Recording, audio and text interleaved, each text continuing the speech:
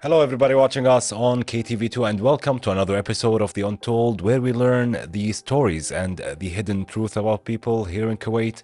And today we have Chef Faisal Abdulghani. He's a chef, so Abdullah, what do you think about that? Honestly, as someone who eats plenty of food, I know I always wear this dasha to hide my food addiction. I'm always, happy to sit down with our guests who are into the food business, who are, food aficionados, if the word is correct. So for me personally, I'm so excited to have this conversation, to have this episode, to talk about the food, the ins and outs of the restaurant world, but of course, to know the story of Faisal. With that, ladies and gentlemen, we are going to take a break. We'll come back after the break to talk with him. And of course, ladies and gentlemen, we are back.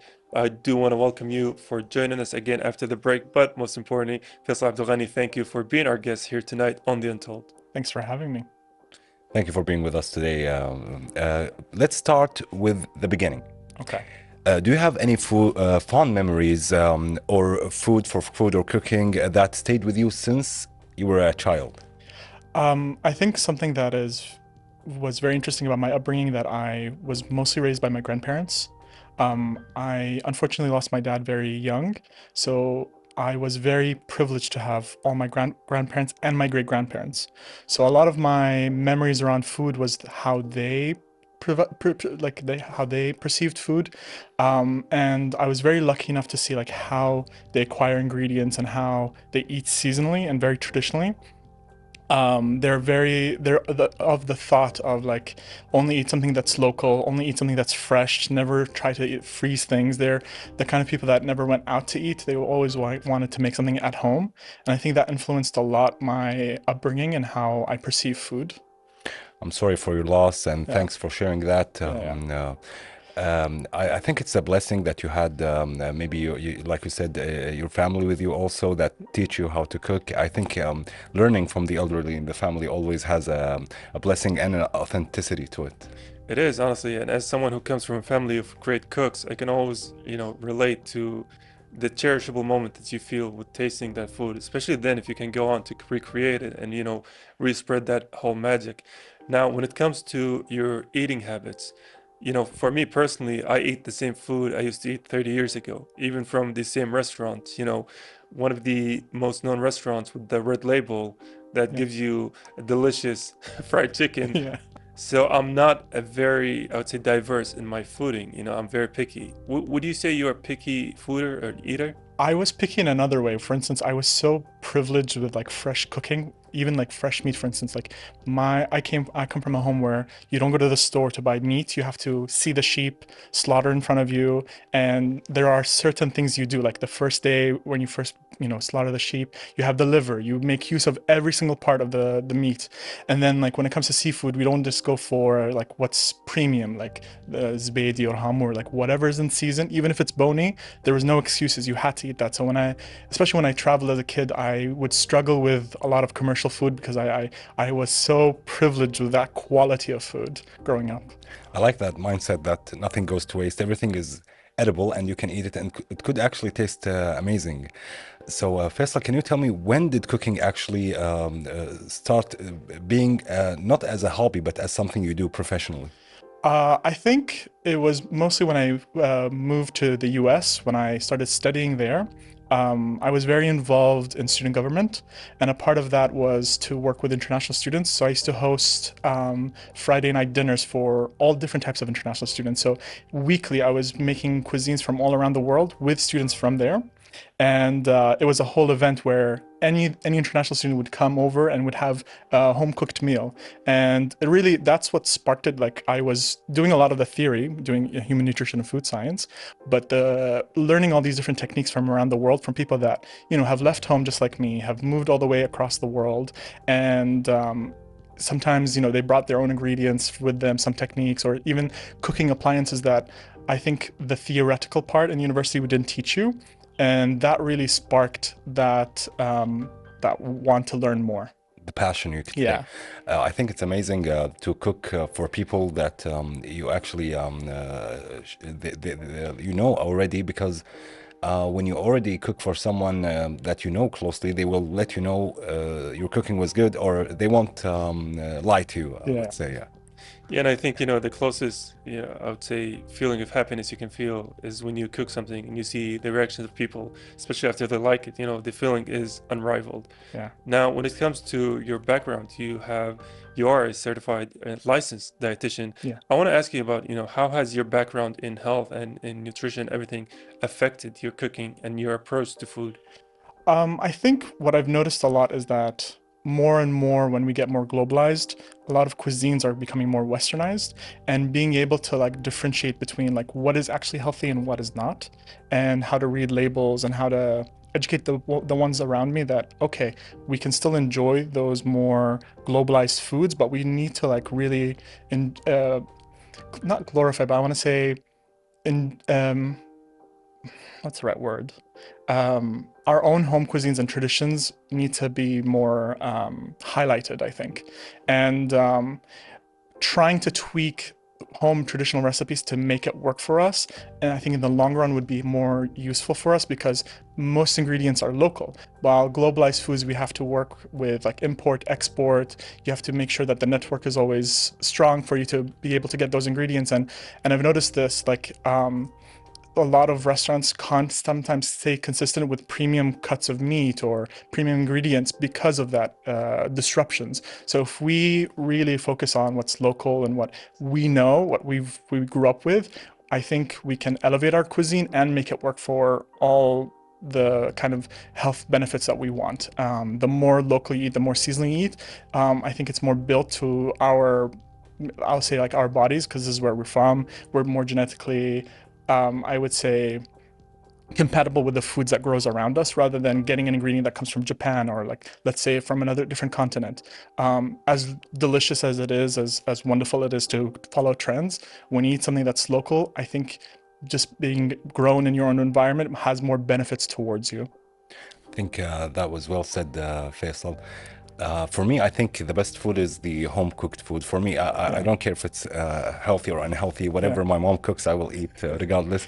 And I Yeah. think, but tell me, Faisal, what do you think a misconception a lot of people have about eating healthy? I think a lot of people go for showy words like, oh, it has high protein, or it's organic, non-GMO.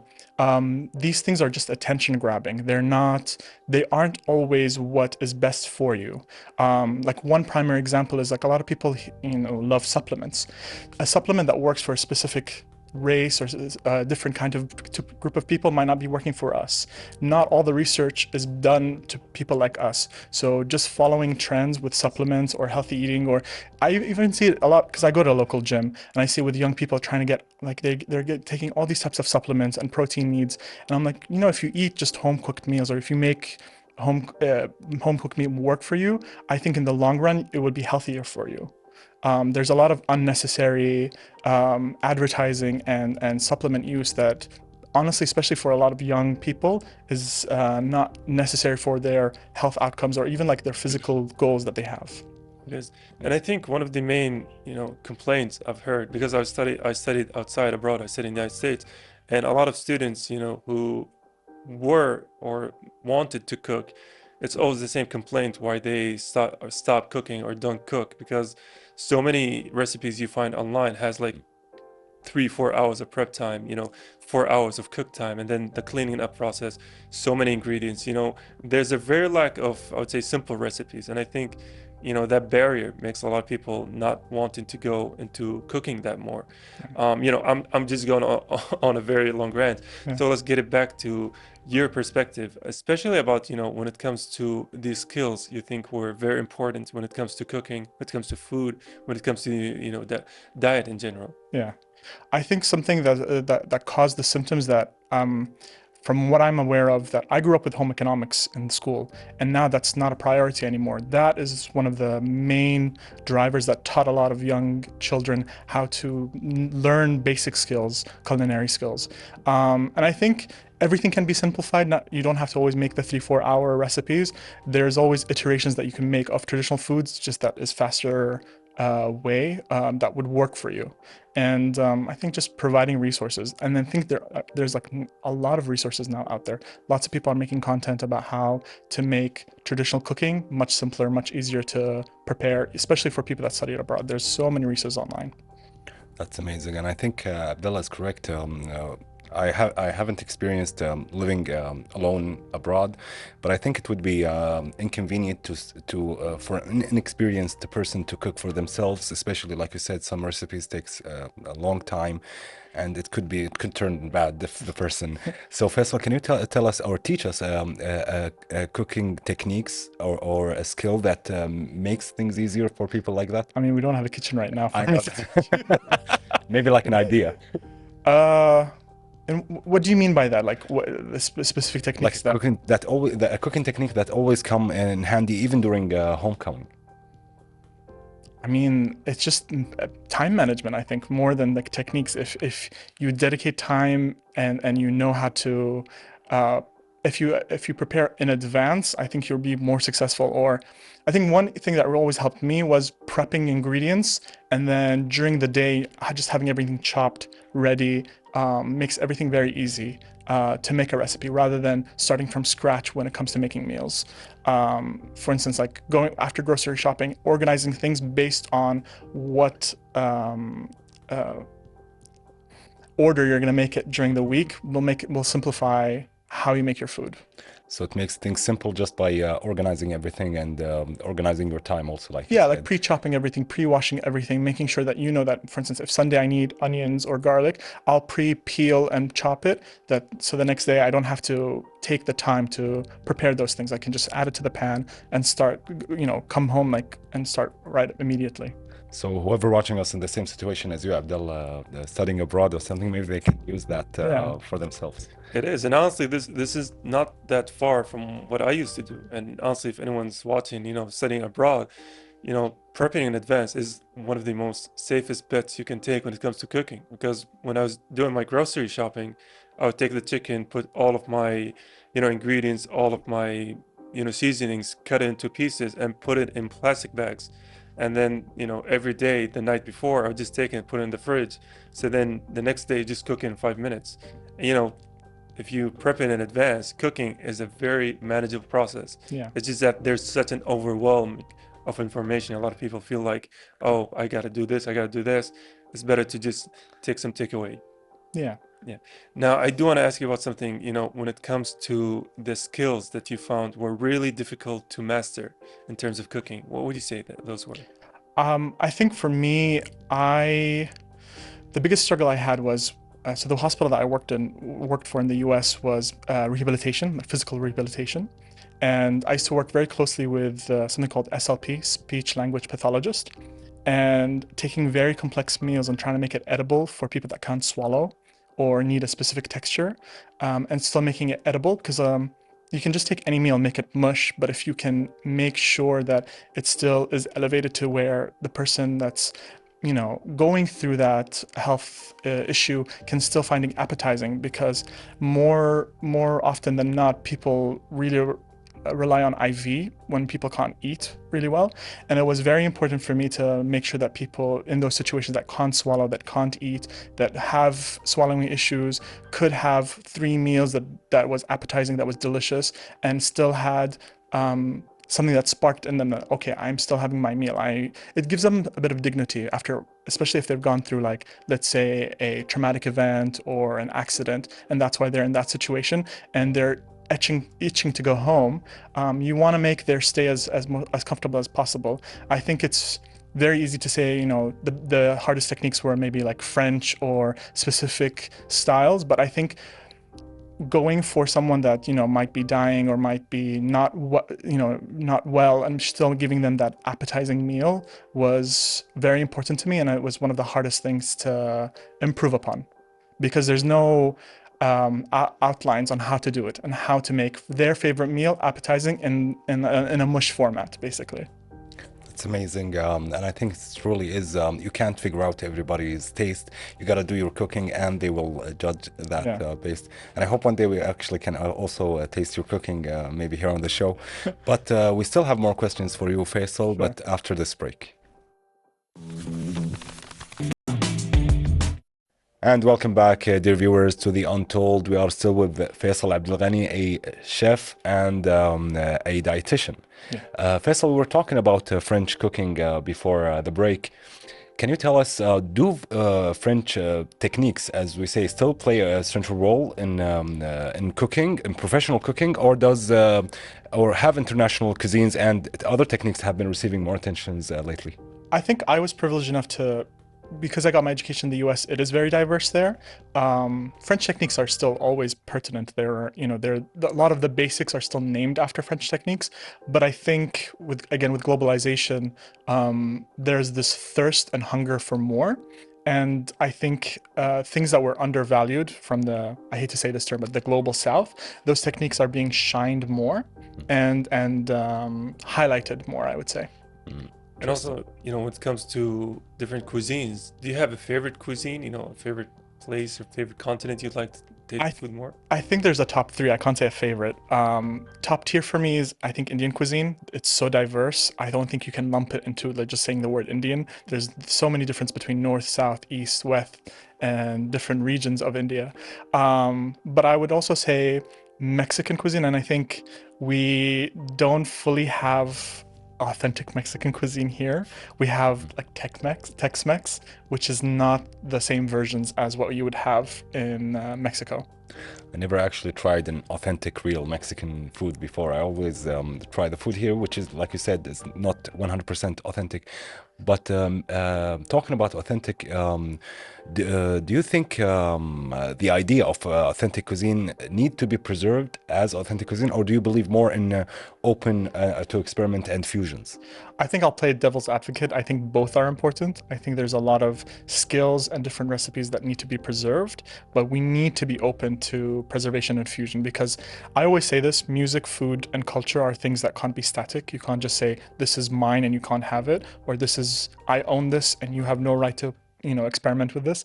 I think it's these three things are languages all humanity share and experience, and we can't own it, we can't patent it. So I think when it comes to food, yes, there are certain things that are wonderful to preserve just so that we can have that kind of quality.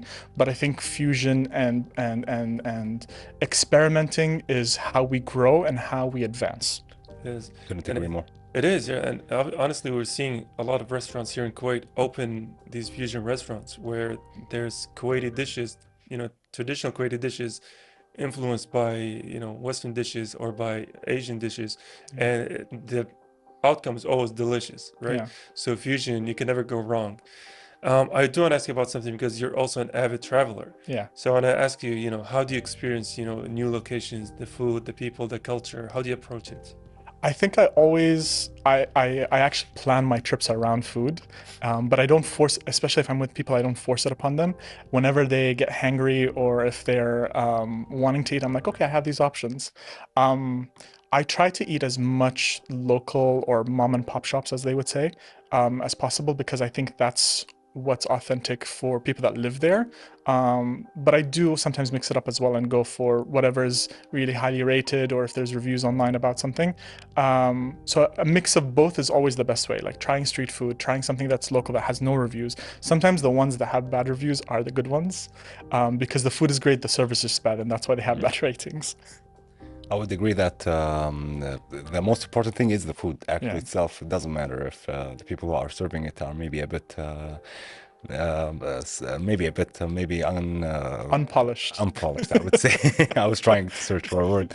But first, I want to ask you something. It's also interesting maybe for our viewers. We always see professional cooking in movies or in different maybe reality shows is stressful and hard to manage sometimes. Is this really how it is in real life? I think my experiences was a bit different because I was doing my training during COVID, and a lot of it was also in healthcare, there's a lot of shortages. So the answer for me, my experience, yes. And I think in Kuwait, what's stressful is making sure that you always have the ingredients incoming on time and consistency. But when it comes to like actual labor and running a kitchen, I think my experience in the West or abroad was much tougher because you always had shortages. You didn't have the privilege of having enough staff, and you had to be open to do everything. While here, you can focus on really perfecting the cuisine you're giving out because you have enough support. And you know, in talking about these cuisines, during or for the restaurant world, there's a lot of ins and outs that a lot of people don't know, you know, especially before or during service hours. So as someone who's in this kind of, you know, field, can you tell us a little bit about the secrets of the restaurant world? It's always preparation. It's always doing a practice run and being organized. For instance, when I was running the hospital kitchen, or like helping running the hospital kitchen, we always ordered weeks in advance. We always knew, okay, we have this many people, this is how much the budget is, this is how much we have to have in hand, and we always have a leeway of how much more in case you need to produce more.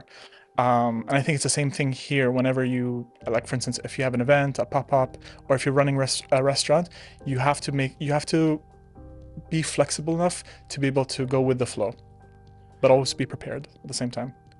Chef Faisal, has there been a day like you took the day off completely because something went terribly wrong in the kitchen? Is there a story behind this? Like, took a day off because things went wrong? Yeah. Or maybe there was a story that something maybe was stressful day or something that you took a day off during a stressful day. I think I've had to go to work during an off day because there was just like 2 staff members and I had to do like everything. Yeah. I think unlike a restaurant, when it comes to healthcare, the foods always have to go out. Here, I've had to cancel events before just because things went wrong, or, you know, something that happened in the background didn't allow for me to do that certain event. It wasn't like we're not respectable enough to go on. So I've had to cancel events because of that. I would say outside influence, not because of the actual kitchen or the. Understandable. Yeah. I mean, yeah, that's always good to know, right? Yeah. Now, as someone who, I mean, obviously, for someone like me who's a foodie, Yeah. I eat a lot, I enjoy the food a lot, but I'm not someone who actively studies it, actively, you know, tries this and that, actively goes out of their way to see the different kind of foods there is. So has your passion for food eating, you know, trying different kind of foods, even though, you know, it can never go away, but now that has become a career, it has become a, you know, profession, has that kind of passion flair, you know, died down a little bit? Not at all, because there's always something new. Yeah. And I think I'm lucky enough where I'm friends with a group of chefs where we actually go around and try different places, from the fancy to like places that don't have seating. You have to sit in the car and eat them, and it's like in a box. So I think that ignites my passion to always grow. And I think we're very lucky in Kuwait where we have wonderful cuisine from around the world, and some of them are like in secret places and secret spots that is not very well known, and they're very good quality. I mean, we got to get that list from you. Yeah. That would be a gold mine. Yeah. But Chef Faisal, can you tell us, like with the dining culture has maybe changed recently in recent years, especially with the constant changing in food, maybe trends in Kuwait or on social media, as we can see, has it changed? I think so. I think social media definitely drives people's taste buds. And I think something that I've noticed is there's a lot of, because people, you know, at the end of the day, people that open restaurants want profits. There are sometimes people take the safety route of providing certain things on the menu to make sure that they attract the majority, which, you know, is understandable. You know, at the end of the day, if you open up a business, you take a risk, you want to reassure the people, you want to reassure yourself that you will have customers. But I think it's a symptom of after COVID, a lot of places shut down. So that's why they've had to play it safe. Where I would say before COVID, people would take bigger risks with ingredients or certain certain dishes. I would say we are blessed in food, especially in Kuwait. Yeah. The food tastes amazing here. I think you guys agree on this. And I've also seen a lot of, regarding the trends, a lot of maybe buffalo shrimps. Yeah. And a lot of fries, like messy fries and these kind of... There's always like a burger, there's always a slider, there's always a pink pasta. True. And that's not the things I usually try when I go to these restaurants. But I understand why they're on the menu. Mm-hmm. Yeah. Yes. Now, as someone who, you know, makes their own food and makes food for people, what is the one thing that you'd really like people to experience when they're trying your own food? I feel like I don't like the what I would say the forcep food. Like for me, the look is not as important as the taste. As long as someone feels it's like a homey meal, that to me is more important than how the aesthetics look. I've served a lot of food that was not aesthetically pleasing, but the flavor is there. Yeah, Chef Faisal, we were talking about social media. Do you think there's actually a positive impact that social media had on people regarding food? I think again, devil's advocate, there's been both. There's a lot of drivers where people in social media influences the crowd, but also it's helped hidden gems, spark and like really be highlighted when before social media they would have not been known and they would have not survived. It is. And I think, when it comes to social media, especially in the age of food, for me, I'm not going to take a devil's advocate. It's 100% positive for me because it allowed me to discover foods, to discover recipes, to discover restaurants, to discover places to go to, places, because my circle of friends, they only eat like from 3 or 4 restaurants and all of them have health violations. Yeah. So social media has allowed me to take a lot of new entries, a lot of great entries. So I just see it as a very positive. I do want to give you, the platform for one final message is that if you want people to take just one thing from this, I say interview, this sit down here on the Untold, what would that be? I think really diversify your meals, take a chance. Even if you're someone that's picky and likes a routine, allow yourself, I hate the word cheat meal, allow yourself experiment, try to get out of your box, and there's no such thing as a bad meal or a cheat meal or something that's bad for you. It's just like how you balance it out. Even when it comes to diet food, I think if you are someone that knows how to balance things, you don't have to go to extremes to be healthy. I think you can, whatever your meal is right now, your diet looks like right now, you don't have to restrict yourself fully to become healthy, to get your health goals or to enjoy food. I think our relationship to food can really be changed when you don't use those negative words about it, and just diversifying it is the way to go in the future. I think that's an amazing message. People really need to enjoy their food more and not restrict themselves. Yeah. But Chef Faisal, thank you so much for being with us today. It was an honor having you with us. The honor is all mine. Thank you so much. Well, with that, dear viewers, stay tuned after this break. Now, of course, ladies and gentlemen, that was all of the time we've had. Simi, that was another great episode. I really enjoyed it. I really liked, I would say, the philosophical approach that Faisal had on food in general. It was, Simi, it was an amazing episode. I think it made us a little bit hungry this time, but it was a thrill to have Faisal with us today and talk about the different foods and different trends and different the food scene here in Kuwait. And I think it was an enjoyable episode. With that, ladies and gentlemen, I'm going to head out now. I hope you have a very beautiful night. Enjoy your dinners. Goodbye.